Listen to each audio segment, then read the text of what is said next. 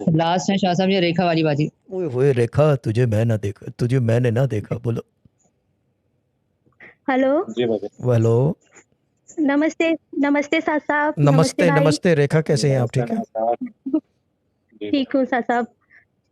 साहब साहब मेरी ना बहुत सारी टेस्टिमनी है, लेकिन एक बड़ी टेस्टिमनी ये है मेरे बेटे के बारे में। मेरा बेटा पास हो गया 10th में। ठीक है। दिवाली के बाद मेरी बात हुई थी आपसे, तो मैंने बताया था बेटा पढ़ाई में ध्यान नहीं देता है, तो आपने कहा था लफंटर है, छोड़ दो, टेंशन मत लो।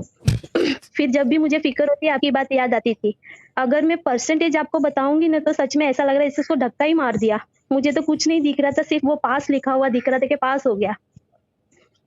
हेलो। जी बोले बाजी, सुन रहा हूँ। हेलो। हाँ। हाँ सर, साहब साहब तो परसेंटेज मुझे तो दिखाई नहीं दे रहा। आप, मैं बताऊं आपको परसेंटेज कितने हैं उसके? बता देंगे तो बहुत अच्छा है। या सस्पेंस रहने दे, आखिर में बताइएगा, ठीक है। नहीं, सब चौंकने वाले हैं कि सच में धक्का लगा है उसको। 49.80, पूरा 50 भी नहीं है। तो कम बहुत है ना। कम है, लेकिन साथ साथ मुझे तो बड़ी तसल्ली है क्योंकि मैं, हाँ पास है। मुझे सिर्फ यही दिख रहा था कि वो पास हो गया। सी ग्रेड है, ABC। लेकिन बुरा नहीं है, जिस तरह का आदमी है उसके लिए तो बहुत है ये। हाँ साहब साहब, उतना ही सब्र है और बहुत थैंक यू आपको नहीं नहीं, सच में मेरा कोई साहब साहब। थैंक यू नहीं है। ये लग रहा है बहुत कि ये बड़ी 40 50 टेस्टिमनी से है मेरे ऊपर तो लाए लिए। ना, इतनी तो इज्जत रखे। क्यों धमकी वाली बाजी।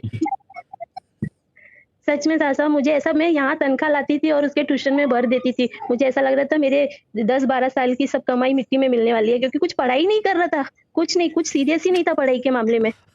मेरी तरह non serious, good, I like it.